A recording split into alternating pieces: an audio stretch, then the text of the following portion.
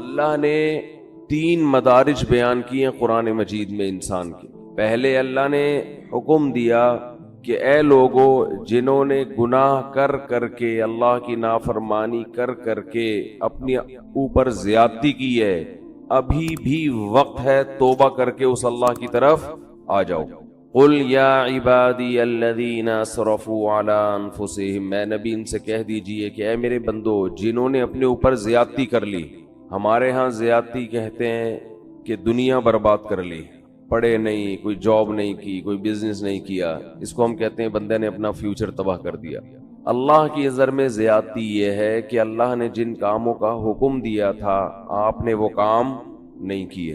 تو اللہ کہتے ہیں اسرفوا علی انفسہم، جنہوں نے اپنے اوپر زیادتی کی ہے اب بھی وقت ہے توبہ کر لو. لا تقنطوا من رحمت اللہ، اللہ کی رحمت سے مایوس مت. ابھی مایوسی کا ٹائم شروع نہیں ہوا ہے، بہت جلد ایک ٹائم آنے والا ہے جس میں اللہ تمہیں خود مایوس کر دے گا، خود بتائے گا کہ اب مجھ سے امیدیں مت لگانا. ان اللہ یغفر الذنوب جميعا، ابھی توبہ کرو، اللہ سارے گناہ معاف کرنے کے لیے تیار ہے، ابھی توبہ کر لو. انسان بڑا ڈھیٹ ہے، وہ کہتا ہے ابھی توبہ نہیں کروں گا، میں اس وقت توبہ کروں گا جب توبہ کا دروازہ بند ہوگا. پہلا حکم اللہ نے کیا دیا؟ توبہ کرو. آپ مجھے بتاؤ توبہ کس چیز سے ہوتی ہے؟ برائی سے، گناہ سے. اللہ ہم سے زیادہ عبادت نہیں مانگتے، اللہ ہم سے گناہوں سے توبہ مانگتے ہیں. آج کوئی شخص اگر دین پر آتا ہے تو عبادت کی کثرت کو فوکس کرتا ہے، گناہ چھوڑنے کو فوکس نہیں کرتا. اللہ نے پچھلی قوموں میں جتنی قوموں کو ہلاک کیا، تباہ کیا، کوئی ایک قوم بھی ایسی نہیں ہے جس کو اشراق کی نماز چھوڑنے پر عذاب دیا ہو. کوئی ایک قوم بھی ایسی نہیں ہے جس کو تہجد چھوڑنے پر عذاب دیا ہو. کوئی ایک قوم بھی ایسی نہیں ہے جس کو صبح و شام کی تسبیحات چھوڑنے پر عذاب دیا ہو. قرآن کہتا ہے فَكُلًّا أَخَذْنَا بِذَنبِهِ، جتنی قوموں کو تباہ کیا ان کے گناہ کی وجہ سے کیا ہے، نافرمانی کی وجہ سے کیا ہے. اور وہ نافرمانی کیا تھی؟ تمام قوموں میں ایک ہی چیز تھی کہ انہوں نے پیغمبر کے جو سفیر، اللہ کے جو سفیر تھے، اللہ کا جو پیغام لے کے دنیا میں آئے تھے، ان کی باتوں کو ویلیو نہیں دی، ان کی باتوں کو اہمیت نہیں دی. یاد رکھو اللہ کی نظر میں سب سے زیادہ ویلیو اس چیز کی ہے کہ محمد صلی اللہ علیہ وسلم کیا آرڈر دے کے گئے ہیں، کیونکہ یہ آپ کا آرڈر نہیں ہے، یہ کس کا آرڈر ہے؟ اللہ کا آرڈر ہے. اور ہماری نظر میں سب سے کم ویلیو کس کی ہے؟ اللہ نے کیا کہا ہے. اللہ صرف یہ دیکھتا ہے اپنے بندوں میں کہ یہ مجھے کتنا فالو کر رہے ہیں، اس کے علاوہ اللہ کو ہم سے کوئی غرض نہیں ہے. یہ دماغ میں اچھی طرح یہ بات بٹھا لینی چاہیے. اللہ یہ بھی نہیں دیکھ رہا کہ تم انسانیت کی خدمت کر رہے ہو کہ نہیں کر رہے، تم زمین میں کیسے رہ رہے ہو. اللہ یہ دیکھ رہا ہے کہ میری کتنی مانتے ہو، انسان کی خدمت بھی میرے کہنے پہ کر رہے ہو کہ نہیں کر رہے، بس. تو اللہ یہ دیکھتا ہے کہ میں نے جس چیز سے روکا اس سے رکتے ہو یا نہیں رکتے. دنیا میں خوش قسمت ترین انسان وہ ہے جو موت سے پہلے پہلے اللہ کو بھی مان لے اور اللہ کی بھی مان لے، اور یہ تکبر چھوڑ دے کہ میں نہیں مانوں گا. تو اللہ نے قرآن میں کیا فرمایا کہ اے ایمان والو، اللہ ابھی تمہیں اپنی رحمت سے مایوس نہیں کر رہا ہے، توبہ کرو. توبہ کس چیز سے ہوتی ہے؟ گناہوں سے. بہت سے لوگ دین کی طرف آنا شروع کرتے ہیں، گناہ چھوڑنے کے لیے تیار نہیں ہوتے. کون سے گناہ ہیں جن کو قرآن نے بہت اہتمام سے بیان کیا، حدیث نے بہت اہتمام سے بیان کیا؟ وہ گناہ آج ہمارے معاشرے میں بہت تیزی سے پھیل گئے ہیں. اس رمضان کے گزرنے سے پہلے پہلے توبہ کریں، ان تمام جرائم سے توبہ کرنی ہے. ان گناہوں میں سب سے پہلا گناہ ہے نماز کا قضا کر دینا. اللہ نے اس کی کسی قیمت پہ اجازت، بولے نا بھائی. ایک چیز ذہن میں آتی ہے کہ اتنے سارے لوگ بے نمازی، اتنے سارے لوگ ہیں جو اللہ کا انکار کر رہے ہیں، کیا یہ سارے جہنم کی آگ میں جلیں گے؟ یہ چیز انسان کو پریشان کرتی ہے، وسوسہ ڈالتی ہے کہ جہاں اتنے سارے لوگ ہیں یہ کیسے اللہ ان کو اٹھا کے آگ میں ڈال دے گا؟ دنیا میں آج بھی شرک کرنے والے توحید پرستوں سے زیادہ ہیں۔ دنیا میں بہت سے لوگ ہیں جو خدا کے منکر ہیں، بہت سے لوگ ہیں جو اللہ کے ساتھ شریک کرتے ہیں، بہت سے لوگ ہیں جو اللہ کو مانتے ہیں لیکن اللہ کی نہیں مانتے، بڑے بڑے احکام کا انکار کر دیتے ہیں۔ تو شیطان انسان کے دل میں وسوسہ ڈالتا ہے کہ کیا اللہ اتنے سارے لوگوں کو جہنم کی آگ میں ڈال دے گا؟ اس وسوسے کا جواب قرآن بار بار دیتا ہے، بار بار وہ جواب یہ دیتا ہے قرآن کہ لَأَمْلَأَنَّ جَهَنَّمَ مِنَ الْجِنَّةِ وَالنَّاسِ أَجْمَعِينَ۔ اے لوگوں ایک بات خوب سمجھ لو، میں جہنم کو انسان اور جنات سے بھر دوں گا۔ اس ٹینشن میں مت رہو، اس فکر میں مت رہو کہ اتنی بڑی جہنم میں اللہ اتنے سارے لوگوں کو کیسے ڈالے گا۔ ذَلِكَ عَلَى اللَّهِ يَسِيرٌ، اللہ فرماتے ہیں مجھ پر یہ کام بہت آسان ہے، میں خدا ہوں، میں انسان نہیں ہوں۔ تم اور طرح سے سوچتے ہو، میں اور طرح سے سوچتا ہوں، میں ڈال دوں گا جہنم میں، آگ میں پھینک دوں گا میں۔ یہی چیز انسان کو غافل کرتی ہے کہ وہ بھی نماز نہیں پڑھتا، وہ بھی نماز نہیں پڑھتا، وہ بھی نہیں پڑھتا، تو میں نے نہ پڑھ لیا تو کیا ہو جائے گا؟ کچھ بھی نہیں ہوگا، جیسے اللہ اس کو آگ میں ڈالے گا آپ کو بھی ڈال دے گا، کوئی مشکل نہیں ہے اللہ کے لیے۔ یہ جہنم ہے کیا جس سے ہمیں قرآن ڈراتا ہے؟ ذَلِكَ الَّذِي ذَلِكَ يُخَوِّفُ اللَّهُ بِهِ عِبَادَهُ، جہنم کی آگ وہ چیز ہے کہ اللہ اس کی طرف اشارہ کر کے بتاتے ہیں کہ یہ وہ آگ ہے جس سے اللہ اپنے نیک بندوں کو ڈراتا ہے، ان بندوں کو جو اللہ کی آیات پر ایمان رکھتے ہیں ان کو ڈراتا ہے اللہ۔ عقل مند لوگ اس آگ سے ڈر جاتے ہیں اور احمق اور بیوقوف باتیں بناتے ہیں کہ یہ کیسے ہو سکتا ہے۔ علماء کہتے ہیں کہ جہنم کی آگ اصل میں اللہ کے غضب کا اظہار ہے، اللہ کے غضب کا اظہار ہے۔ اور یہ جو اللہ نے کافر کے لیے ہمیشہ کی جہنم رکھی، اس کی وجہ بھی یہ ہے کہ اللہ کا غضب اس پہ ہمیشہ رہے گا، وہ غضب ٹھنڈا نہیں ہوگا، کیونکہ اس کے ٹھنڈا ہونے کی کوئی وجہ نہیں ہے۔ اللہ انسان کو مہلت دیتا ہے، مہلت دیتا ہے، سدھر جا سدھر جا سدھر جا، وہ نہیں سدھرتا، تو پھر اللہ کا غضب بھی لامتناہی شروع ہوتا ہے۔ اولم نعمرکم ما یتذکر فیہ من تذکر، قرآن کہتا ہے ہم قیامت کے دن ان سے کہیں گے کیا ہم نے تمہیں اتنی عمر نہیں دی تھی کہ جس میں نصیحت حاصل کرنے والا نصیحت چاہتا تو نصیحت حاصل کر لیتا، اتنا ٹائم تمہیں سوچنے کے لیے نہیں ملا تھا کیا؟ بالغ ہوتا ہے انسان، اس کے بعد بھی سوچنے کا ٹائم ملتا ہے، بہت ساری چیزوں کے لیے سوچنے کا ٹائم ملا آپ کو، بہت ساری چیزوں کے لیے، بزنس کیسے کرنا ہے، کاروبار کیسے کرنا ہے، علاج کہاں سے کرانا ہے، باپ کے ساتھ کیسے چلنا ہے، ماں کے ساتھ کیسے چلنا ہے، بیوی کے ساتھ کیسے چلنا ہے، محلے والوں کے ساتھ کیسے چلنا ہے، پولیس والا جب آئے تو اس سے کیسے بات کرنی ہے، یہ چیزیں سیکھتا ہے نا انسان۔ بہت سی چیزوں کے لیے آپ کو اللہ نے ٹائم دیا سوچنے کے لیے، سوچو بیٹھ کے۔ اللہ کہتے ہیں میں نے اتنی عمر دی تھی کہ تم میری آیتوں میں غور کرنا چاہتے، اسلام کے بارے میں غور کرنا چاہتے، اتنا ٹائم میں نے تمہیں دیا تھا کہ تم سوچ کے درست نتیجے تک پہنچ جاتے، اتنا ٹائم دیا تھا میں نے تمہیں، تو سوچتا ہی نہیں ہے۔ جو جس ڈگر پہ چل رہا ہے وہ چلتا، جو گانے سن رہا ہے وہ سنتا رہے گا، جو نماز چھوڑ رہا ہے وہ چھوڑتا رہے گا، جو داڑھی کاٹ رہا ہے وہ کاٹتا رہے گا، جو باپ کو ستا رہا ہے وہ ستاتا رہے گا، جو ماں کو ستا رہا ہے وہ جس چیز کی لت پڑ گئی اس سے پیچھے ہٹنے کے لیے تیار نہیں ہے، پیچھے نہیں ہٹنے کے لیے تیار۔ عبادتیں بھی وہ ہو رہی ہیں جو ہمارے کلچر کا حصہ ہیں، جتنا کلچر اجازت دے رہا ہے، جتنا خاندان معاشرہ پروموٹ کر رہا ہے، اس سے زیادہ جو نہیں ہے معاشرے میں وہ چیز ہی نہیں ہے، وہ عبادت ہے ہی نہیں۔ تو اللہ اپنے عذاب سے اپنے بندوں کو ڈراتا ہے، یخوف بہ عبادہ۔ قرآن میں اللہ نے جہنم کی آگ کا بہت زیادہ تذکرہ کیا ہے۔ دیکھو اللہ غفور بھی ہے، رحیم بھی ہے، لیکن ان لوگوں کے لیے جو گناہوں سے توبہ کرتے ہیں، جو توبہ نہیں کرتے، اللہ کا ان کے لیے نہ غفور ہونے کا وعدہ نہ رحیم ہونے کا وعدہ۔ ان کے لیے تو اللہ اعلان کرتا ہے عزیز ذو انتقام، وہ زبردست غالب اور انتقام لینے والا ہے۔ اللہ اگر ایسا غفور الرحیم ہوتا جیسا ہم نے سمجھا ہوا ہے تو قوم لوط کو الٹا دے کے پٹخ کے ہلاک تھوڑی کرتا ہو۔ کیسے تباہ کی اللہ نے قوم لوط کو؟ اور جب اللہ کسی قوم کے ہلاک کرنے کا ارادہ کرتے ہیں، کسی فرد کے ہلاک کرنے کا ارادہ کرتے ہیں، تو اللہ کہتے ہیں پہلے میں اس کو ڈھیل دیتا ہوں، خوب نعمتیں دیتا ہوں، اور وہ اس خوش فہمی میں مبتلا ہو جاتا ہے کہ میرا خدا مجھ سے راضی ہے، وہ مجھے نہیں پکڑے گا۔ حضرت لوط علیہ السلام کی قوم کو جب تباہ کیا گیا ہے، اس کا انداز دیکھیں۔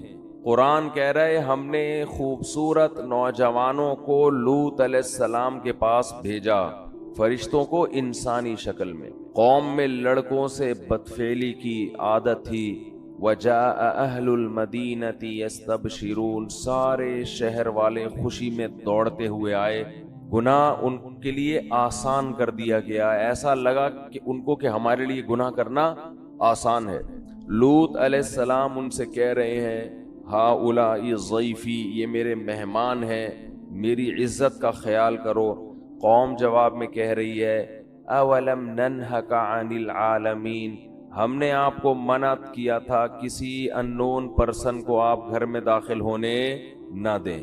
لوط علیہ السلام کہہ رہے ہیں لو ان لی بکم قوتا او آوی الی رکن شدید، کاش میرا کوئی قبیلہ ہوتا، خاندان ہوتا، میں تم سے لڑتا، کاش میرے بازوؤں میں قوت ہوتی، میں تم سے لڑتا۔ کس قدر پریشان ہو رہے ہیں لوط علیہ السلام، اور قرآن کہہ رہے ہیں قوم کی حالت کیا ہے، یستبشرون، خوشیاں منا رہے ہیں کہ گناہ کے ہمارا کیسا موقع مل گیا۔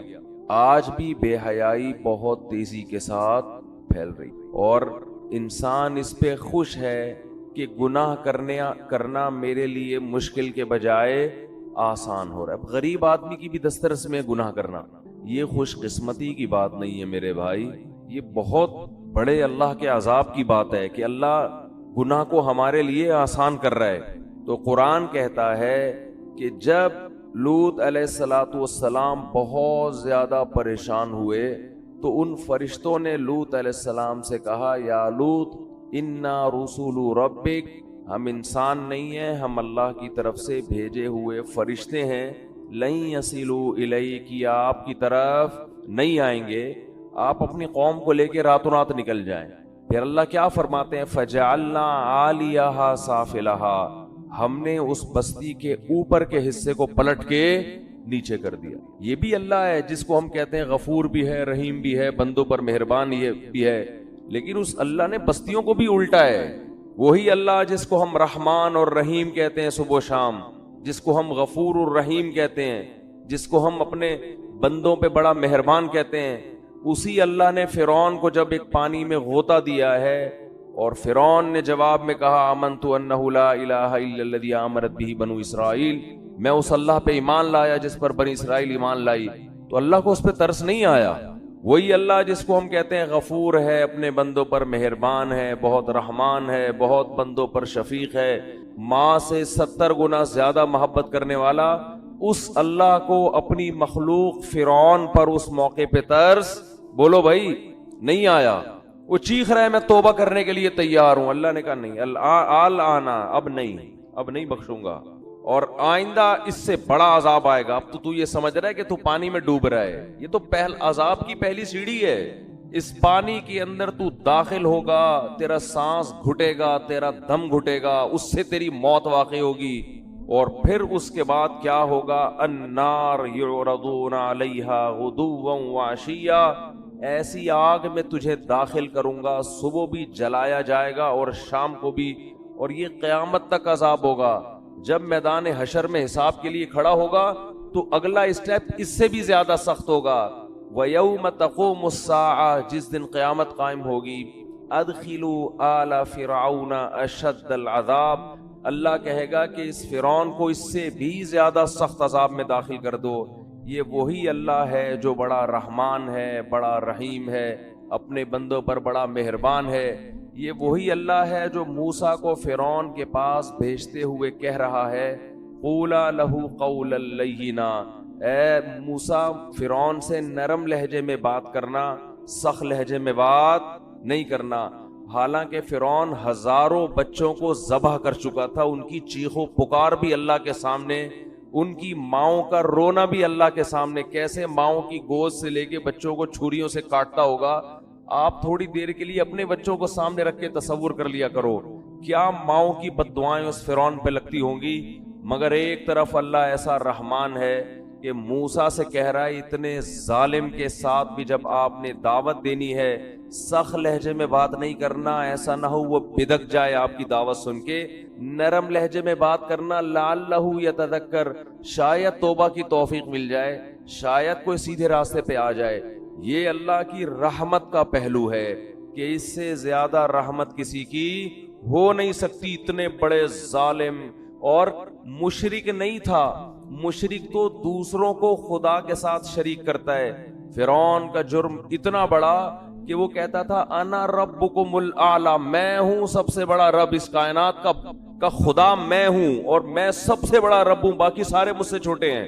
لیکن اللہ کی رحمت کتنی بڑی رحمت کہ موسیٰ کلیم اللہ کو کہا جا رہا ہے کہ فرعون سے سخت لہجے میں بات. دوسری طرف وہ پہلو بھی ہے کہ اب چیخ رہا ہے, چلا رہا ہے, لیکن اللہ کہہ رہے ہیں کہ نہ, ابھی پانی میں غرق ہوگا, اس کے بعد آگ میں صبح و شام جلایا جائے گا, اور قیامت جب قائم ہوگی تو جہنم میں اس سے بھی زیادہ سخت عذاب میں تجھے ڈالوں گا. اور پھر قرآن کہہ رہا ہے وَإِذْ يَتَحَاجُّونَ فِي النَّارِ, ہم تمہیں مستقبل کی بات بتاتے ہیں. ایک وقت ہوگا یہ فرعون اپنے لاہو لشکر کے ساتھ جہنم کی آگ میں یہ چیخ رہے ہوں گے اور کہہ رہے ہوں گے فَيَقُولُ الضُّعَفَاءُ لِلَّذِينَ اسْتَكْبَرُوا, ان کے جو کمزور لوگ تھے, جو اپنے حکمرانوں کی مان کے چلا کرتے تھے اللہ کی نافرمانی میں, وہ کہہ رہے ہوں گے اِنَّا كُنَّا لَكُمْ تَبَعًا. فرعون اور اس کے درباریوں سے کہیں گے دنیا میں ہم تمہیں فالو کیا کرتے تھے, ہم تمہاری اتباع کیا کرتے تھے. اِنَّا كُنَّا لَكُمْ تَبَعًا, ہمارا کوئی کام دنیا میں اٹکا کرتا تھا تو تمہارے پاس فائل جمع کرایا کرتے تھے کہ ہمارا یہ اٹکا ہوا کام کرا دو. تو کیا انتم مغنون عنا نصیبا من النار, ہم تم سے یہ نہیں کہہ رہے کہ اس جہنم کی آگ کو ہم سے ہٹوا دو, یہ تمہارے بس میں نہیں ہے, اس آگ کا کچھ حصہ ہم سے کم کروا دو, کچھ حصہ ہم سے کم کروا دو. اللہ کی پناہ مانگنی چاہیے اس آگ سے, کچھ حصہ اس آگ کا ہم پہ ٹھنڈا کروا دو. وہ جواب میں کہیں گے انا کل فیہا, ہم اگر اس آگ سے باہر ہوتے تو شاید تمہاری فریاد سن کے کم کرواتے. جس آگ میں تم جل رہے ہو ہم بھی اسی آگ میں تمہارے ساتھ جل رہے ہیں, تو ہم کیسے کم کروا سکتے ہیں.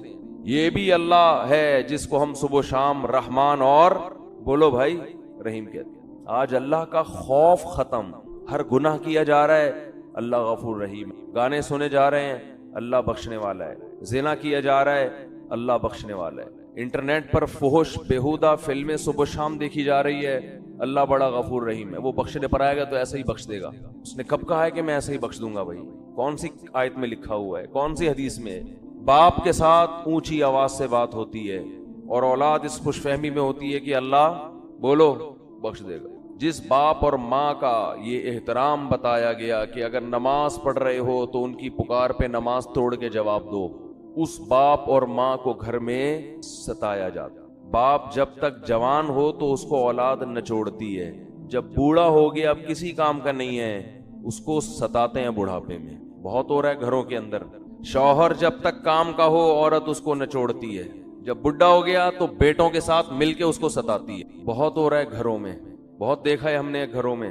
جب تک جوان تھا کما رہا تھا ٹھیک ہے, اب چونکہ ریٹائر ہو گیا اب بیوی کے کسی کام کا نہیں ہے, تو نافرمان عورت کیا کرتی ہے اپنے بیٹوں کے ساتھ مل کے اپنے شوہر کو بولتے کیوں نہیں بھائی ستاتی. ٹھیک ہے سب نہیں ہوتی لیکن ہوتی بھی ہیں. ایسی جگہ آپ کا نکاح ہو گیا کہ لڑکی کے پیچھے کوئی پوچھنے والا نہیں ہے, تو خوف نہیں ہے, تو ایسے لوگ ایسی کمزور عورت پہ ظلم کرنا شروع کر دیتے ہیں یہ سوچ کے کہ کوئی پوچھنے والا نہیں ہے. قرآن کے الفاظ دیکھو وَإِذَا الْمَوْءُودَةُ سُئِلَتْ بِأَيِّ ذَنبٍ قُتِلَتْ, اللہ نے قیامت کی ہولناکیوں کا عجیب نقشہ کھینچا ہے.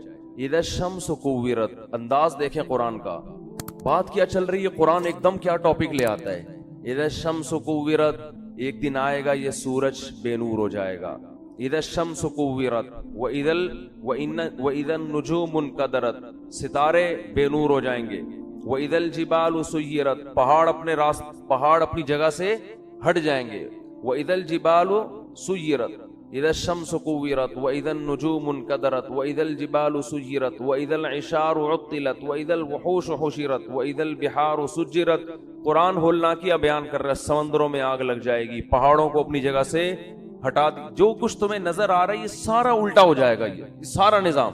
آگے قرآن کیا کہتا ہے, وَإِذَا الْمَوْءُودَةُ سُئِلَتْ بِأَيِّ ذَنبٍ قُتِلَتْ, جس دن زندہ دفن کی ہوئی بچی سے پوچھا جائے گا بتا تجھے کس جرم میں قتل کیا گیا تھا. اب آیتوں میں آپ کو بظاہر کوئی مناسبت نظر نہیں آئے گی. ادھر پہاڑ کی بات ہو رہی ہے کہ جگہ سے ہٹا دیا جائے گا, ادھر سمندر کی بات ہو رہی ہے کہ اس میں آگ لگا دی جائے گی, ادھر 10 ماہ کی گابن اونٹنیوں کی بات, اشار و تلت, اونٹنی جو 10 ماہ کی گابن ہوتی ہے نا, عرب کے ہاں سب سے قیمتی مال ہوتا تھا کہ اب یہ بچہ جننے والی ہے. اللہ فرماتے ہیں اس کا مالک اس کو اپنے حال پہ چھوڑ دے گا. ایسی وحشت, کہاں اونٹنی, کہاں پہاڑ, کہاں سورج, کہاں چاند. اور قرآن فوراً کیا کہتا ہے, جس دن زندہ دفن کی ہوئی بچی سے پوچھا جائے گا بتا تجھے کس جرم میں قتل کیا گیا. انسان حیران ہوتا ہے, پہاڑ کے ہٹنے کی بات, سمندروں کے جلنے کی بات, سورج اور چاند کے بے نور ہونے کی بات, اس میں زندہ بچی کا تذکرہ کیسے آ گیا, اس کا کیا آپس میں لنک ہے؟ یہ ٹاپک اللہ نے اچانک چینج کیوں کر دیا؟ یہ کیسا عجیب ٹاپک ہے نا. اللہ کہہ رہا ہے سورج چاند ختم, سمندروں میں آگ لگ جائے گی, قیمتی مال لوگ بھول جائیں گے, اور زندہ دفن کی ہوئی بچی سے پوچھا جائے گا بتا تجھے کس جرم میں قتل کیا گیا. کوئی ٹاپک میں مناسبت ہے؟ ایک بات سمجھانے کے لیے نا, قرآن کا اصل ہدف یہ سمجھانا تھا کہ ایک دن آئے گا کہ جس باپ نے اپنی معصوم بیٹی کو بیٹی ہونے کی وجہ سے دفن کیا, اللہ اس بچی کو عدالت کے کٹہرے میں کھڑا کر کے پوچھے گا بتا تیرا جرم کیا تھا. بچی کہے گی یہ جرم تھا کہ تو نے مجھے بیٹی بنایا ہے, بیٹا نہیں بنایا. اللہ اس کے باپ کو جہنم کی آگ میں ڈالے گا.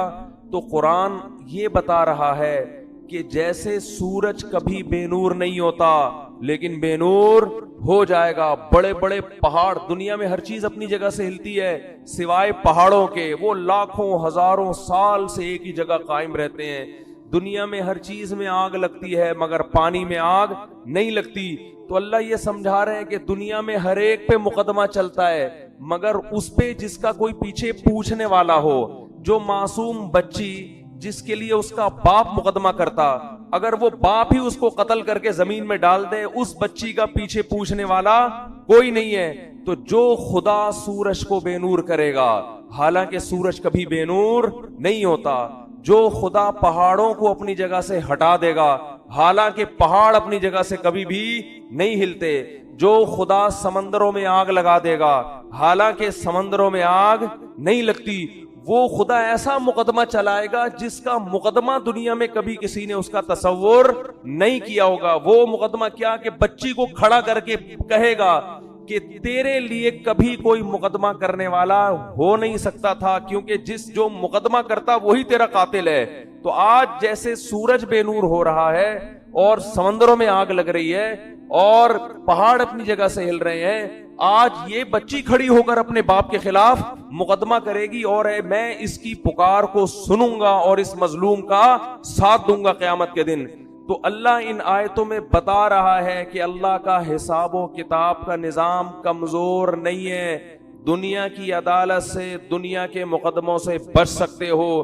ما لهذا الكتاب لا يغادر صغيرة ولا كبيرة الا احصاها. قرآن کہتا ہے اپنا نامہ اعمال دیکھ کے کہو گے یہ کیسی رپورٹ کارڈ ہے, کیسا رزلٹ ہے کہ اس نے میری زندگی کے کسی ایک پہلو کو بھی ادھورا نہیں چھوڑا. ہر چیز, اگر کسی چٹان میں بیٹھ کر کوئی گناہ کیا, اندھیرے میں تنہائیوں میں دروازے بند کر کے کوئی معمولی سا جرم کیا یا کوئی نیکی کی, یہ اس کو بھی اللہ کہتے ہیں میں تمہارے سامنے حاضر کر دوں گا. تو بھائی اللہ کا نظام ہلکا نہیں ہے, وہ بہت مضبوط نظام ہے اس کا. اور اللہ نے یہ سارا نظام جو بنایا اور اللہ نے جو ہزاروں پیغمبروں کو بھیجا اور قرآن میں جہنم کی وعیدیں اور جنت کی خوشخبریاں دی, اس لیے نہیں دی کہ آپ کو یہ آپشن دیا جا رہا ہے کہ آپ نماز پڑھیں نہ پڑھیں, پڑھیں گے اچھی بات ہے, نہیں پڑھیں تو اللہ غفور الرحیم ہے. آپ بہنوں کی وراثت دیں نہ دیں, دے دیں گے تو اچھی بات ہے, نہیں دیں گے تو اللہ غفور الرحیم ہے. آپ اپنے باپ اور اپنی ماں سے آواز آہستہ کر کے بات کریں یا نہ کریں, آپ کی مرضی ہے. کریں گے تو ثواب ملے گا, نہیں کریں گے تو اللہ غفور الرحیم ہے, لیلۃ القدر میں بخش دے گا وہ آپ کو. آپ کی مرضی کہ آپ یتیم کا مال جو آپ کا چھوٹا بھائی ہے, وراثت جس کی پوری بنتی ہے, آپ بڑے ہونے کا ناجائز فائدہ اٹھا کے اس چھوٹے کی وراثت کھا جاتے ہو. آپ کی مرضی ہے, نہیں کھاؤ گے تو ثواب ملے گا, کھا جاؤ گے تو لیلۃ القدر میں سب کی بخشش ہو جائے گی, شب برات میں ہو جائے گی بخشش, عید کے دن بخشش ہو جائے گی, رمضان میں بخشش ہو جائے گی. آپ اگر جمعے کے دن مر گئے تو آپ کی بخشش ہو جائے گی, آپ اگر لیلۃ القدر میں مر گئے تو آپ کی بخشش ہو جائے گی. اگر اس طرح سے میرے بھائی بخششوں کا نظام ہوتا تو قرآن اتنی وعیدیں نہ سناتا. وَإِذَا الْمَوْءُودَةُ سُئِلَتْ بِأَيِّ ذَنبٍ قُتِلَتْ, یہ نہ بتاتا کہ جس دن زندہ دفن کی ہوئی بچی کو زندہ کر کے اللہ پوچھے گا بتا تجھے کس جرم میں قتل کیا گیا. پھر قرآن یہ نہ کہتا کہ جو یتیم کا مال کھاتے ہیں وہ اپنے پیٹ میں جہنم کے انگارے ڈال رہے ہیں. پھر قرآن یہ نہ کہتا لا یحل لکم ان ترثوا النساء کرہا, اے ایمان والو تمہارے لیے عورت کی وراثت کھانا حلال نہیں ہے. پھر قرآن یہ نہ کہتا ان الذین یکسبون الاثم سیجزون بما کانوا یقترفون, گناہ کرو لیکن یہ دماغ میں رکھ کے عن قریب اس کا بدلہ تمہیں ملنے والا ہے, اس کی سزا تمہیں ملنے والی ہے, تمہارے خلاف کیس چلے گا, اس کی سزا ملے گی. ان الذین یکسبون الاثم سیجزون, عن قریب, زیادہ ٹائم نہیں ہے, بہت جلدی اس کی سزا تمہیں ملنے والی ہے. آج اللہ کے غفور الرحیم ہونے کا جتنا غلط مطلب لیا اور بتایا جا رہا ہے, شاید یہ چیز اللہ کے غضب کو جتنی دعوت دے اتنا کوئی اور جرم اللہ کے غضب کو دعوت نہیں دے گا. اتنا غلط مطلب. بھائی لیلۃ القدر میں بخششیں ہوتی ہیں, گناہ پہلے چھوڑنا پڑے گا آپ کو, آپ اس خوش فہمی میں نہ رہیں. رمضان میں بخششیں ہوتی ہیں, لیکن ہمارے نبی نے فرمایا بہت سے روزے داروں کو رمضان میں بھوک کے سوا کچھ بھی حاصل, بولو نا بھائی, نہیں ہوتا. ایک بالش زمین جس نے کسی کی ہتھیائی, فرمایا 7 زمینوں کا طوق اللہ اس کی گردن میں ڈالے گا.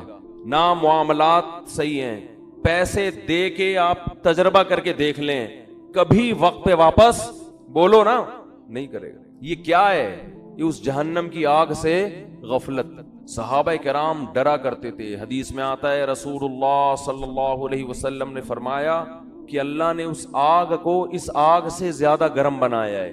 صحابہ کرام کی ایسی کیفیت ہوئی, ترمذی کی حدیث ہے, اس طرح اللہ کے خوف سے رونے لگے کہ جیسے کوئی ہانڈی کھول رہی ہوتی ہے. یا ایھا الناس ان وعد اللہ حق فلا تغرنکم الحیات الدنیا. دیکھو اللہ فرماتے ہیں لوگو اللہ کا وعدہ سچا ہے. اللہ نے وعدے کیے نا, مار کے ختم نہیں کروں گا, ایک دن اپنے سامنے کھڑا کر کے حساب و کتاب لوں گا. اللہ بار بار یاد دلاتا ہے اے لوگو اللہ کا وعدہ سچا ہے. تو اللہ تجھے یہ بتانے کی کیا ضرورت ہے کہ میرے وعدے سچے ہیں؟ جب تو نے کہہ دیا تو اللہ کو معاذ اللہ جھوٹ تو نہیں بولتا. اللہ فرماتے ہیں تمہیں کچھ چیزیں ایسی ہیں جو اس اللہ کے وعدے کے بارے میں دھوکے میں ڈالیں گی اور تمہیں وہ یہ دکھائیں گی کہ اللہ کا وعدہ سچا نہیں ہے. اللہ نے معاذ اللہ سیاسی وعدے کیے ہیں, یہ سچا وعدہ نہیں ہے. وہ کون سی چیز دھوکے میں ڈالے گی؟ فلا تغرنکم الحیات الدنیا. فرمائے اس دنیا کی ترقی, دنیا کی ظاہری چمک دھمک, تمہارے یہاں سے لوگ ہوں گے جو باتیں کریں گے گورا چاند پہ پہنچنے کی باتیں کر رہا ہے اور مسلمان جنت اور جہنم کے چکر میں الجھے ہوئے ہیں. وہ لیبارٹریوں میں کیا کیا بنا رہے ہیں, مسلمان جنت جہنم سے باہر نہیں نکلتے. وہ یہ کر رہے ہیں, مسلمان جنت اور جہنم میں پڑے ہوئے ہیں. اللہ فرماتی دنیا کی جو زندگی ہے جس نے کافر کو دھوکے میں دیا, یہی زندگی کس کو دھوکہ دے گی؟ یہی تمہیں دھوکہ دے گی. اس زندگی میں جب تم ترقی کی جتنی قسمیں دیکھو, چاند پہ پہنچنے کی, مریخ پہ پہنچنے کی, خلائی سیاروں سے چھلانگے لگانے کی, اس دنیا میں ایک چیز غور کر لینا, اس کے آگے موت ہے جو اس ساری ترقی کو چند سیکنڈ اور منٹوں میں خاک میں ملا کے رکھ دے گی. یہ ایسی ترقی ہے جو ورلڈ ٹریڈ سینٹر جیسی عمارت کو چند گھنٹوں میں زمین بوس کر دیتی ہے. اس لیے اس میں ترقی کرنا, مگر اس ترقی کو اصل مت سمجھنا اور اس دنیا سے دل مت لگا کے اللہ سے غافل نہ ہو جانا. تو یہ بہت بڑا فالٹ ہے اس دنیا کے اندر، اور یہ فالٹ سمجھ میں اس وقت نہیں آتا اس وقت تک جب تک خود اپنے اوپر بھگتتا نہیں ہے انسان. جس پر جب تک موت آتی نہیں ہے نا اس وقت تک اس کی سمجھ میں موت، جو موت کو اپنی آنکھوں سے نہیں دیکھتا نا اس وقت تک اس کی سمجھ میں موت آتی نہیں ہے، اس وقت تک نہیں آتی. وہ اٹکا رہے گا، اس کا دل پلاٹوں میں، گاڑیوں میں، بنگلوں میں، دولت میں اٹکا رہے گا. حتیٰ کہ کینسر کا مریض ہوگا نا، ڈاکٹر کہہ دیں گے 6 مہینے رہ گئے ہیں، مگر دل دنیا سے اس کا بھی نہیں نکلے گا، وہ پھر اسی میں لگا رہے گا. ایسے پیشنٹ ہم نے دیکھے ہیں، ڈاکٹر نے کہہ دیا 6 مہینے رہ گئے، 7 مہینے رہ گئے، 8 مہینے رہ گئے، لیکن ان کا خیال یہ کہ ابھی ہم اتنے آرام سے نکلنے والے نہیں ہیں یہاں سے. ان کی پہ بھی غفلت. بھائی تم تو توبہ کر لو. قرآن کے الفاظ دیکھیں، قرآن کہتا ہے وَلَوْ رُدُّوا لَعَادُوا لِمَا نُهُوا عَنْهُ. کتنے لوگ ایسے ہوں گے کہ جب جہنم کی آگ کو اپنی آنکھوں سے دیکھیں گے تو اللہ سے کہیں گے ایک دفعہ دنیا میں بھیج دے. اللہ کہتے ہیں کہ یہ ایسے بدبخت لوگ ہیں کہ اگر اللہ نے ان کو دنیا میں بھیجا تو یہ جو جرم کر رہے تھے نا وہی دوبارہ کرنا شروع کر دیں گے. اسی امید پہ کریں گے کہ شاید کل میں توبہ کر لوں، شاید کل میں توبہ کر لوں. راتوں کو اپنی دعاؤں میں اللہ سے جہنم کی آگ سے پناہ مانگنے کا معمول بنائیں. یہ چیز آج ہماری زندگیوں سے نکل گئی. والذین آمنوا مشفقون منها. فرمایا کافر مانگتا ہے کہ کہاں ہے وہ جہنم، کہاں ہے وہ آخرت، دکھاؤ مجھے. فرمایا اور مومن اس سے خوف کرتا ہے، اس سے ڈرتا ہے، مطالبہ نہیں کرتا. تو اللہ نے قرآن میں کیا کہا؟ لَأَمْلَأَنَّ جَهَنَّمَ. میں بھر دوں گا انسانوں سے اور جنات سے جہنم کو. اللہ کے لیے یہ إِنَّ ذَلِكَ عَلَى اللَّهِ يَسِيرٌ. پھر قرآن یہ بھی کہتا ہے کہ اللہ پر یہ کام مشکل نہیں ہے. یہ کیوں کہا اللہ نے کہ اللہ پہ یہ کام مشکل نہیں ہے؟ ظاہر ہے جس نے آسمانوں اور زمینوں کو بنایا، ساری کائنات کو بنایا، اس کے لیے کیا مشکل ہے کسی کو یہاں سے اٹھا کے وہاں پھینک دے. لیکن اللہ یہ لفظ اس لیے بیان کرتا ہے کہ تمہیں ایسا لگتا ہے کہ اللہ ایسا نہیں کر سکتا. اتنے سارے انسانوں کو کیسے ڈالے گا؟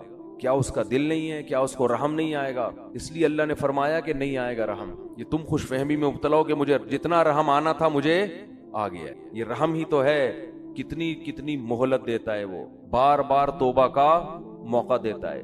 1000 بار بھی گناہ کیا، 1000ویں بار توبہ کرو گے اسی طرح قبول کرے گا جیسے پہلی دفعہ توبہ قبول کی تھی. یہ رحم ہی تو آیا تھا. اب تم یہ چاہ رہے ہو کہ وہ اتنا رحیم بن جائے کہ آپ جو مرضی کرتے رہو وہ بخشتا رہے تمہیں. اس خوش فہمی میں مبتلا ہونے کی ضرورت، بولو بھائی نہیں، ایسا نہیں.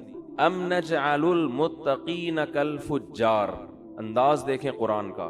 قرآن کہہ رہے کیا تم یہ سمجھتے ہو کہ نیک اور برے لوگوں کا انجام سیم کر دوں گا؟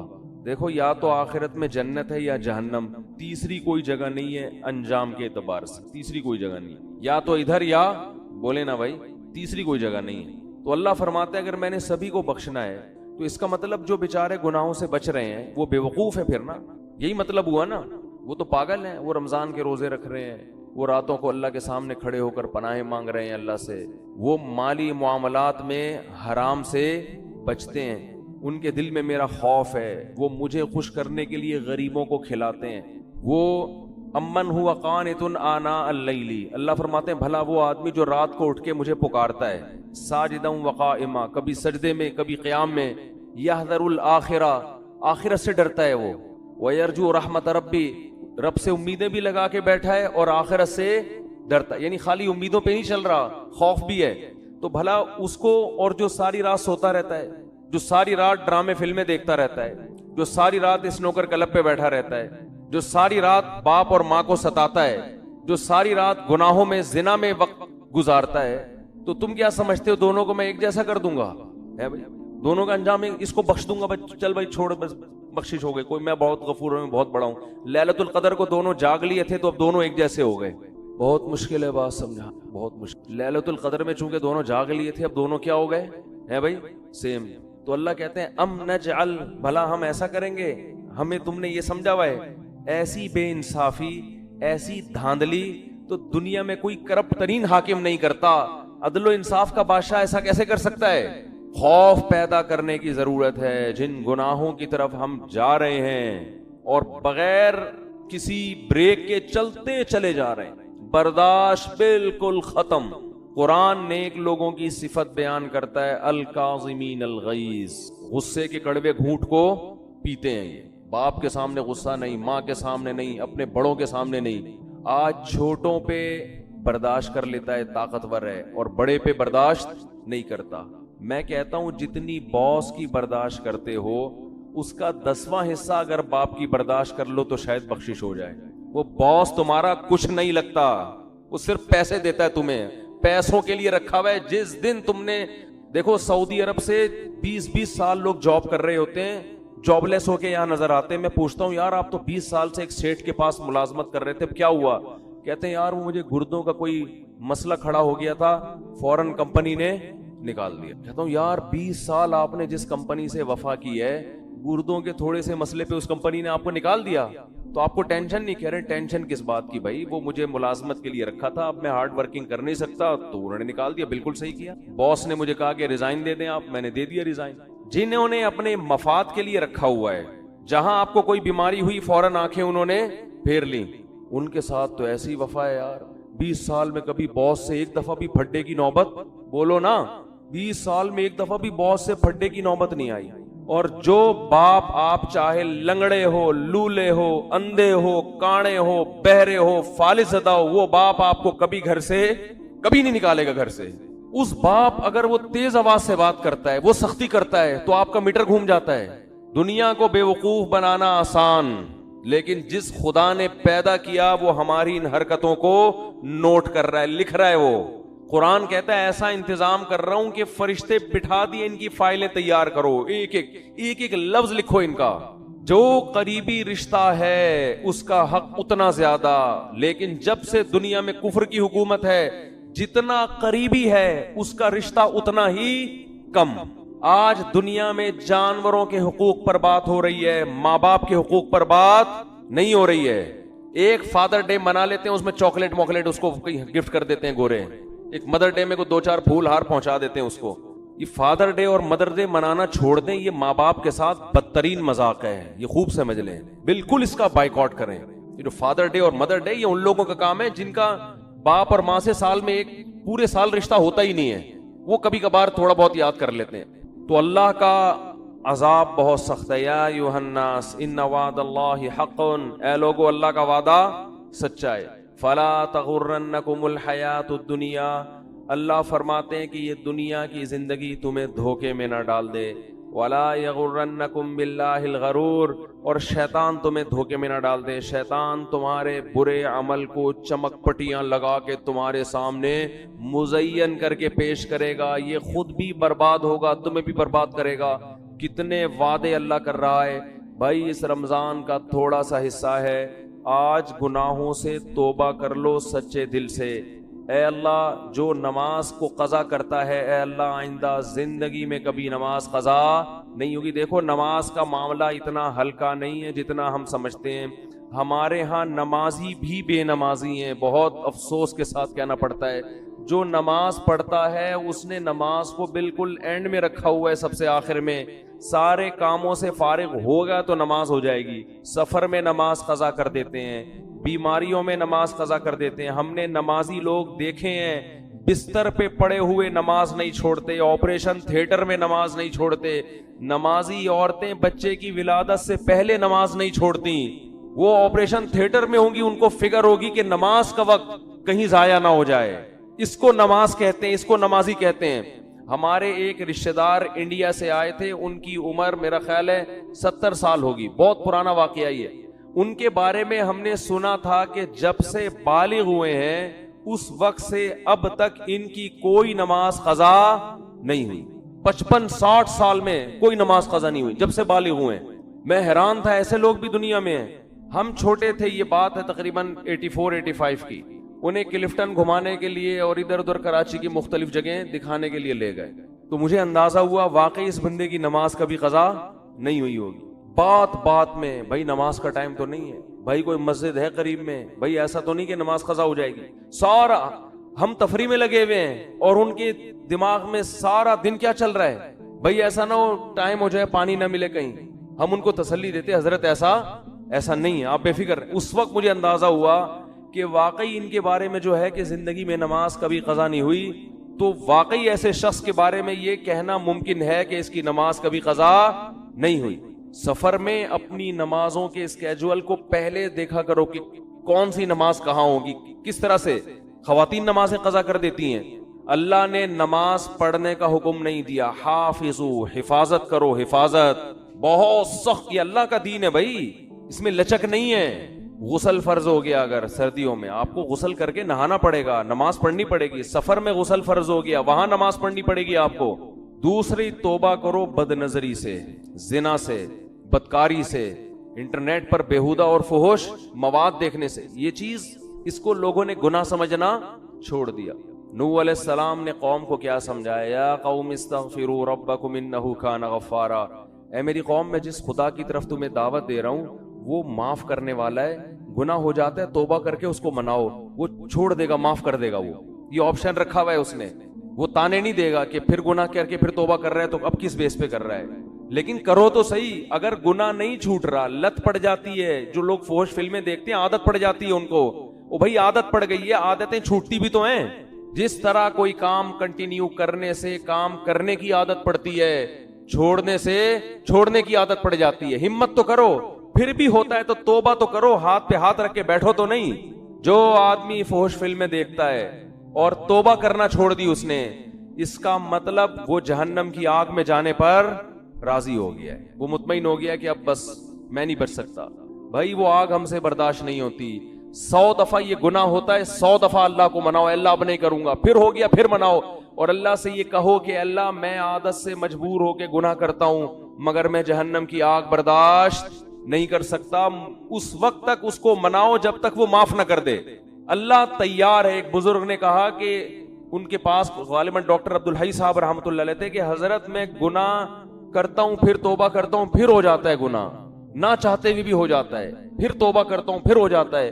فرمایا کوئی بات نہیں، اگر متقی لوگوں میں شمار نہ ہوا اللہ توبہ کرنے والوں میں شامل کر لے گا۔ کیا کہتا ہے؟ ان اللہ یحب التوابین ویحب المتطہرین۔ اللہ کو جیسے پرہیزگار لوگوں سے محبت ہے، توبہ کرنے والوں سے بھی محبت ہے۔ تعلق تو قائم رکھو، تعلق ہی ختم کر دیا آپ نے۔ توبہ ایک ایلفی ہے جو ٹوٹے ہوئے تعلق کو جوڑ دیتی ہے۔ اللہ چاہتے ہیں مجھ سے رابطہ میں تو رہو۔ آپ جب کسی کو بھیجتے ہیں سفر میں، کوئی ٹینشن ہو بھائی، رابطے میں رہنا، ہر تھوڑی دیر میں اطلاع دیتے۔ ماں باپ کو ہوتا ہی نا فکر، بھائی جس حالت میں بھی ہو اطلاع ضرور، اگر سکون میں بھی ہو اطلاع ضرور دینا۔ اللہ کہتے ہیں جس کنڈیشن میں بھی ہو، گناہ میں ہو یا نیکی میں، تعلق مجھ سے ختم نہیں کرنا۔ رابطہ اگر گناہ ہے تو میرے سامنے بیان کرو، میرے سامنے بیان کرو، اے اللہ میں تیرا بندہ ہوں، مجھ سے یہ گناہ نہیں چھوٹتا۔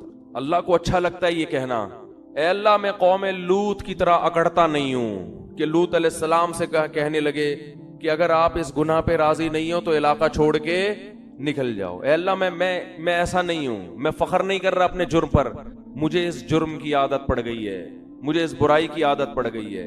اے اللہ مجھے اپنے غصے پہ قابو نہیں ہے، ماں باپ کے سامنے چیخنے لگتا ہوں، مجھے عادت پڑ گئی ہے۔ تو باغی نہ بنو، اللہ کے سامنے اپنے ہاتھ اٹھا کے اپنے جرم کا اقرار کر، اے اللہ میں تیرا بندہ ہوں، تو مجھے سیدھے راستے پہ چلا۔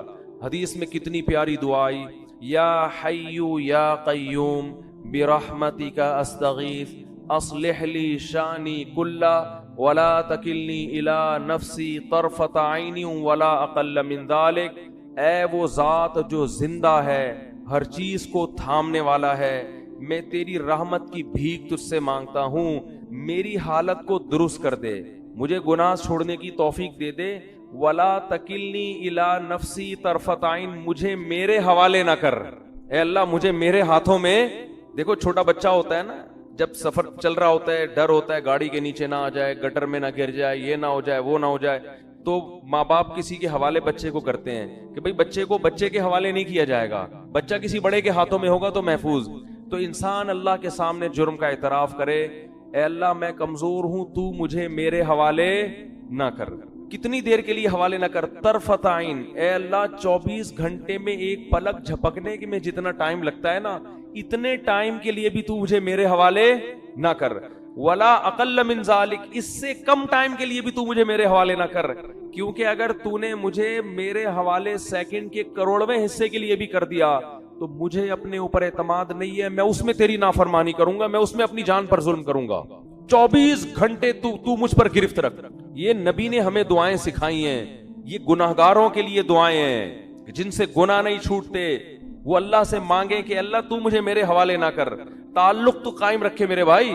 اور کیا دعا سکھائی، خذ بناصیتی الی البر والتقوی، اے اللہ میں سیدھے راستے پہ چلنا چاہوں نہ چاہوں تو مجھے پیشانی کے بالوں سے پکڑ کے سیدھے راستے پہ گھسیٹ لے۔ جیسے کسی ڈاکٹر کے پاس آپ جاتے ہیں نا، انجیکشن لگانے کی تکلیف ہو رہی ہے اور لگانا ضروری بھی ہے، آپ کہتے ہیں بھائی رسیوں سے باندھ کے میرے انجیکشن ٹھوک دو، لگا دو انجیکشن، کہتے ہیں کہ نہیں کہتے؟ میری پرواہ نہیں کرو۔ تو بھائی اس رمضان میں ہمت کر کے گناہوں سے توبہ کر لو۔ اور دیکھو یہ بات میں بہت کم بیانات میں کہتا ہوں کیونکہ یہ جرم پھیل گیا ہے، داڑھی کٹانا یہ بھی تغییر خلق اللہ ہے، اللہ کی تخلیق کو بدلنا ہے۔ اللہ کو داڑھی کٹا ہوا مرد پسند بولو نا بھائی، یہ آپشنل نہیں ہے، یہ تو اب ہو گیا، کیونکہ اتنے لوگ اب انگریزوں کو دیکھ دیکھ کے داڑیاں کاٹنا شروع کر دیں تو ہمارے کلچر کا حصہ بن گئی یہ چیز۔ نبی نے حکم دیا ہے اعفوا اللحا وقصوا الشوارب، فرمایا داڑھی کو بڑھاؤ۔ میں نے خود اپنی آنکھوں سے یہودی دیکھے ہیں، بڑی بڑی داڑھیوں والے، بڑے ماڈرن یہودی، بڑے ترقی یافتہ، لیکن داڑھی اتنی بڑی۔ بہت سے یہودی دیکھیں، کیوں؟ اتنی تحریف کی ہے یہ تورات اور انجیل میں، اس کے باوجود آج بھی تورات سے وہ داڑھی والی آیتیں نہیں نکال سکتے۔ آج بھی تورات میں لکھا ہے کہ اللہ نے موسیٰ کو کوہ طور پہ بلا کے کہا کہ اپنی قوم سے کہہ دیں کہ داڑیاں مت کاٹیں، کہہ دیں اپنی قوم سے۔ کتنی تحریف کی نا اپنے مذہب میں انہوں نے، لیکن وہ بھی غامدی کی طرح، غامدی جیسے نہیں بن سکے کہ داڑھی نکال دیں اسلام سے، اور کہیں وہ تو کلچر کا حصہ تھی۔ اللہ کوہ طور پہ حضرت موسیٰ کو بلا کے کلچر کی وجہ سے کہے گا کہ داڑیاں رکھواؤ ان کو، اور کتنا بڑا اللہ کا حکم ہے۔ اللہ ایسا ہی نہیں کہہ رہا، کوہ طور پہ موسیٰ کو بلا رہا ہے، کلیم اللہ کو۔ سارے پیغمبروں نے داڑیاں رکھی ہیں، سارے صحابہ نے داڑیاں رکھی ہیں، تو غامدی صاحب نے آ کے داڑھی کا انکار کر دیا۔ فیصلہ کر لو، ایک طرف صحابہ ہیں، ایک طرف پیغمبر ہیں، ایک طرف تورات ہے، ایک طرف قرآن ہے۔ قرآن صراحتاً داڑھی کا ذکر نہیں کرتا، لیکن وہ یہ کہتا ہے کہ شیطان نے کہا تھا کہ میں لوگوں کی فطرت تبدیل کروں گا۔ اللہ نے عورت کو چہرے پہ بال نہیں، عورت کو سر پہ بال دیے ہیں۔ کتنے بڑے بال عورتوں کے ہوتے ہیں، اس کے لیے بال موڑنا جائز ہے عورت کے لیے؟ بولو نا بھائی۔ اب انگریزوں میں اگر فیشن آ جائے، خواتین گنجی گھومنا شروع کر دیں، تو کیا اس کی ہم پرمیشن دے دیں گے عورت سر پہ بلیڈ پھیر لے؟ جیسے اس کی اجازت نہیں ہے، ایسے ہی مرد کو چہرے پہ بلیڈ لگانے کی اجازت، بولتے کیوں نہیں بھائی؟ تو رکھ لو بھائی ہمت، بڑھاپے کا انتظار کر رہے ہو؟ توبہ تو جوانی میں ہوتی ہے، کچھ بھی نہیں ہوگا اس سے۔ تھوڑا بہت لوگ ملا ملا کریں گے، بھائی یہ کہنے والے بھی مر جائیں گے، آپ بھی مر جاؤ گے، اور داڑھی رکھنے سے کوئی ملا نہیں بن جاتا۔ کتنے فوج کے بڑے بڑے آفیسرز ہیں جن کی بڑی بڑی داڑھی ہیں، کیا وہ ملا ہیں؟ کتنے بڑے بڑے سائنٹسٹ ہیں، یہ جو ایٹامک انرجی میں جو سائنسدان ہیں، جامعۃ الرشید آئے تھے تو اتنی بڑی بڑی داڑیاں ان کی۔ بھائی داڑھی رکھ کے آپ سائنسدان بھی بن سکتے ہو، آپ ڈاکٹر بھی بن سکتے ہو، آپ آفیسر بھی بن سکتے ہو، زیادہ اچھے بنو گے، آپ روب ہوگا آپ کے چہرے پہ۔ تو ہمت کر لو اس رمضان۔ میں کسی بغیر داڑھی والے کو اپنے سے کمتر نہیں سمجھتا۔ بھائی ہماری داڑھی ایک ظاہری حلیہ، اندر اللہ ہی جانتا ہے، ہو سکتا ہے کوئی گناہ ہو جس کی وجہ سے داڑھی والے کو اللہ بخش دے اور ہمیں نہ بخش دے، اللہ بچا کے رکھے سب کو، لیکن جرم کو تو جرم ہی کہا جائے گا نا۔ وہ لوگوں کی رعایت میں لوگوں کو خوش کرنے کے لیے اس کو تبدیل تو نہیں کر سکتے ہم۔ یہی تو یہود کا جرم تھا کہ وہ حکام بیان کرتے جس پہ لوگ خوش ہوتے۔ جو برائی معاشرے میں پھیل جاتی، یہود کے علماء اس پہ ڈسکس نہیں کرتے کہ پبلک ناراض ہو جائے گی۔ تو اللہ کا حکم ہے، ہمت کر لو۔ اور یہ فضول باتیں، داڑھی رکھ کے میں یہ گناہ کروں گا تو لوگ کیا بولیں گے، داڑھی بدنام ہوگی، پھر تو اسلام کا نام ختم کر دو بھائی۔ مسلمان تو 2 نمبر ہی کرتے ہیں بہت سے، بدنام تو اسلام ہوتا ہے۔ اب اس کا حل یہ نہیں ہے کہ اسلام چھوڑ دو، اس کا حل یہ ہے کہ 2 نمبر ہی چھوڑ دے آدمی۔ وہ ایک آدمی نے بوڑھی ماں کی فضیلت سنی کہ بوڑھی ماں کو اگر ذرا سا بھی تکلیف پہنچائی تو اتنا بڑا عذاب اور یہ اور وہ، اس نے جا کے اماں کو ہی قتل کر دیا۔ اس نے کہا بھائی یہ تو فل ٹینشن ہے، عذاب کا ذریعہ ہے یہ۔ تو داڑھی انسان کو سینما گھر کی لائن میں لگنے سے روکتی، داڑھی انسان کو برے کاموں سے روکتی۔ میرے ہاتھ صرف اللہ کے سامنے اٹھیں تو اللہ اس کا خیال کرتا ہے، وہ مخلوق کے سامنے اس کو ہاتھ پھیلانے نہیں دیتا۔ یہ نہیں کہا کہ مت مانگو، صاف منع نہیں کیا، اشارہ کر دیا کہ ابو سعید تم پہ یہ چیز سوٹ نہیں کرتی، تو اونچے خاندان کے ہو، تمہارے اندر توکل ہے۔ دیکھو کیا نبوت کی یعنی آپ صلی اللہ علیہ وسلم کی تربیت کا انداز دیکھو نا. آپ یہ بھی تو کہہ سکتے تھے کہ اے ابو سعید مجھ سے مت مانگو, یہ بھی نہیں کہا, کیونکہ بہت بڑی آزمائش ہو جاتی پھر ابو سعید کے لیے. بھئی نبی نے صاف منع کر دیا ہے, اصول ضابطہ بیان کر دیا, اس کے بعد مطلب اب اگر مانگنا چاہتے ہو تو میں تمہیں دے دوں گا. اصول ضابطے میں اشارہ کر دیا کہ مجھے تمہارا مانگنا پسند نہیں آیا. مانگ بھی کس سے رہے؟ نبی سے بھائی, لیکن ہے تو مخلوق نا, تو نبی سے مانگنے کو بھی نبی پسند نہیں کر رہے. بھائی کس سے مانگو؟ اور ابو سعید خدری کا ایمان کا لیول دیکھو آپ. میں کہتا ہوں آج میرا کوئی لیڈر ہو جس کے لیے میں اپنا سب کچھ کٹا دوں, اور میں دیکھ رہا ہوں کہ وہ سب کو پیسے بھی دے رہا ہے اور مجھے ٹکا, یعنی یوں ہمارے لحاظ سے وہ ٹکا سا جواب ہو, ہم کم ظرف لوگ ہیں نا, ہمارے لحاظ سے وہ ہمیں جواب دے دے اور کہے کہ صبر کرو اللہ کھلائے گا, صبر کرو اللہ پلائے گا, تو میرے کیا جذبات ہوں گے؟ میں کہوں گا جاؤ بھائی, آج سے آپ کی جماعت کو ہم نے سب کو دے رہے ہو, قربانی ہمارے گھر والوں نے سب سے زیادہ دی ہے, فاقے پڑھ رہے ہیں, میری ایک ماں وہ بیوہ ہو گئی اور ہم یتیم ہو گئے, باپ بھی شہید, بھائی بھی شہید, کوئی بچا نہیں ہے, اور ہمیں مشورے اللہ سے مانگو اللہ سے ہوتا ہے, اور ان کو بھی دے دیا ان کو بھی دے دیا. لیکن ابو سعید خدری کا حوصلہ دیکھو یار, قربانیاں دے کے یہ حوصلہ, اور ایسے خدا کی قسم یہ نبوت کے نبی صلی اللہ علیہ وسلم کے نبی ہونے کی بہت بڑی دلیل ہے. یہ 100% کسی کی نبوت پہ یقین ہوتا ہے نا, تو پھر انسان اس موقع پر نصیحت پر عمل کرتا ہے کہ یہ جو کہہ رہے ہیں اپنی طرف سے نہیں بلکہ اللہ کی طرف سے. اتنی قربانیاں دینے کے بعد آپ مجھے بتاؤ, میں آپ سے قربانیاں دلواؤں اپنے کسی ویژن کا حصہ بنا کے, اور میں لوگوں کو پھر پیسے بھی بانٹ رہا ہوں, آپ میرے پاس آؤ, آپ کو میں صبر کی تلقین کروں, کیا گزرے گی آپ کے دل پہ نا, قیامت گزرے گی.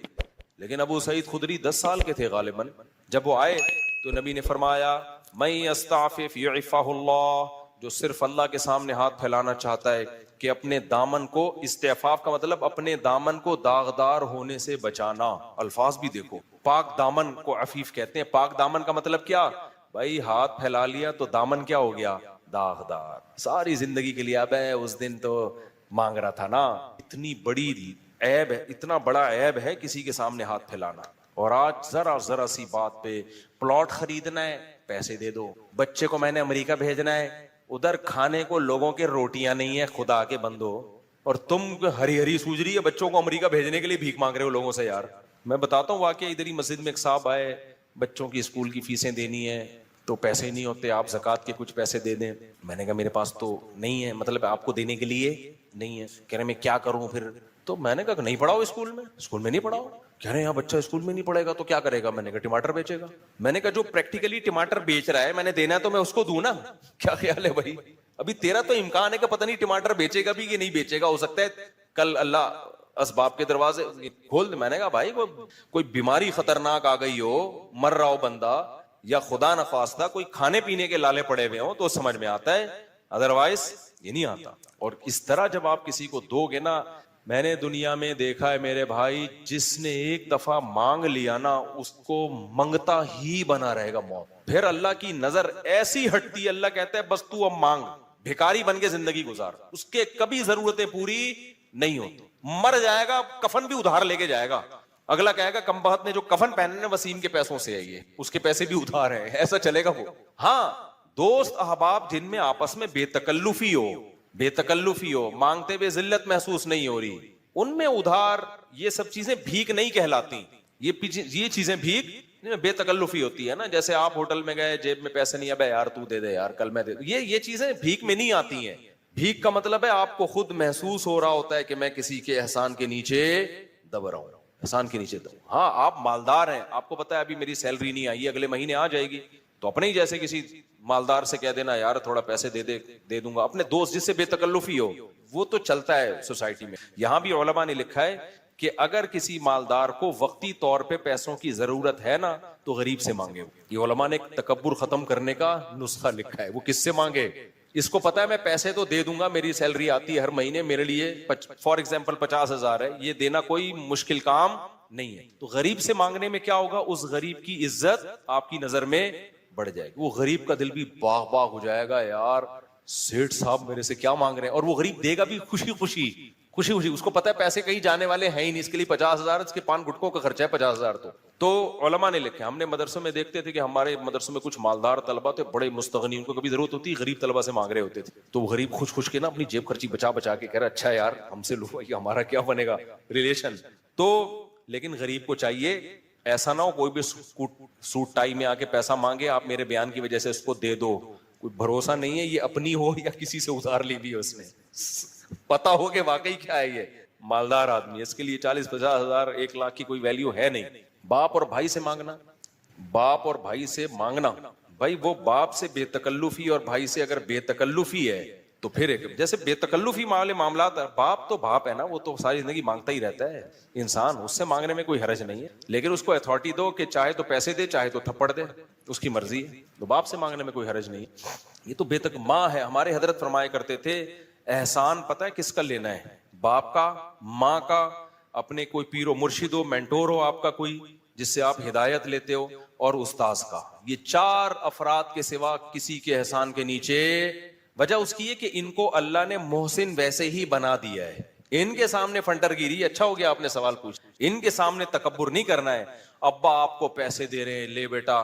ابا انسان وہی اچھا ہوتا ہے جو صرف کس کے سامنے ہاتھ پھیلائے، اللہ کے. باپ کہے گا کمبخت 25 سال کا ہو گیا میرے ٹکڑوں پہ ہی پلا ہے تو، 1 روپے بھی تو نے اپنی جیب سے تعلیم میری، پراٹھے صبح میرے پیسوں سے کھاتا ہے، گیس بجلی کا، اور آج میں تجھے کہہ رہا ہوں یہ لے بائک خرید لے. کہہ رہے ابا مفتی صاحب نے بیان میں کہا ہے کہ جو مخلوق کا محتاج ہوتا ہے نا ساری زندگی اللہ اس کو مخلوق کے در کا محتاج بنا دیتے ہیں. تو ابا سے ایسا کہو گے نا تو پھر ابا کی طرف سے کیا آنا چاہیے، چپیڑ.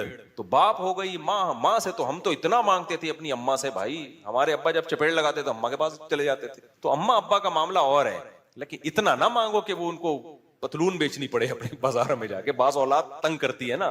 تو اچھا سوال پوچھ لیا آپ نے. تو جن سے جو بڑے رشتے ہوتے ہیں نا باپ ماں، یہ تو ویسے ہی محسن ہیں. ان سے اگر آپ پان گٹکے کے پیسے نہیں لوگے تو کوئی ان پر احسان نہیں ہوگا، انہوں نے اس سے زیادہ بہت زیادہ آپ پہ خرچ کر دیا ہوتا ہے، تو وہ الگ معاملہ ہے. بڑا بھائی بھی اس میں داخل ہے. اب بڑے بھائی سے ریلیشن کس نوعیت کا ہے، یہ ہر جگہ ایسا بے تکلفی نہیں ہوتی نا. بڑے بھائی سے اگر ریلیشن اچھا ہے، بعض بڑے بھائی تو خوش ہوتے ہیں چھوٹا مانگے، وہ تو خوش ہوتے ہیں کہ یار ہمیں باپ سمجھ رہا ہے، ہمیں جو ہے نا ویلیو دے رہا ہے. تو یہ اچھا سوال پوچھ لیا آپ نے. تو بڑے اپنے وہ ایک الگ بات ہے، سمجھتے ہو کہ نہیں سمجھتے، باقی کسی کا احسان نہیں لینا. تو جلدی سے بات کو سمیٹ کے ختم کرتا ہوں میں. تو قوائف کیا کرنے، پورے کرنے کسی بھی چیز کے جو اللہ نے بتائے. تو پازیٹیو نیگیٹو تمام پہلوؤں پہ غور کرنے کے بعد جب آپ ایک رزلٹ پہ پہنچے تو قرآن کیا کہتا ہے، پھر کانفیڈنٹلی وہ کام کرنا ہے. کپ کپاتی ٹانگوں کے ساتھ، خود سے کانپ رہی ہو تو ایک الگ بات ہے، دوسری میں بعض دفعہ وہ چاہ نہیں روتے کہ کانپیں، لیکن وہ کانپیں خود بخود ٹانگ رہی ہوتی. ایسے بھی ہوتے ہیں وہ کانفیڈنٹلی کر رہے ہوتے ہیں لیکن دولہا مجھے لگ رہا ہوتا ہے گھبرا رہا ہے، لیکن وہ کہتا ہے ایسی کی تیسی کہہ تو رہا ہوتا ہے. باقی ایسے لوگوں بھی اللہ ہمت دیتے